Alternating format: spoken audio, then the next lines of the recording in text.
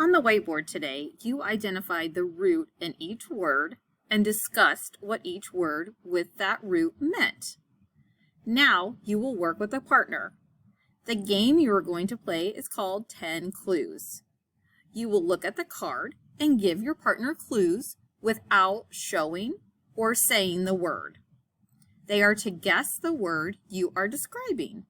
For example, if I said this word comes from the Latin root ter means land or earth, the word names something made of glass that has earth and plants in it.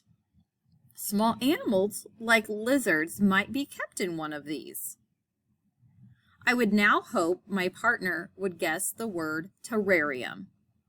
You will take turns giving clues and guessing the words.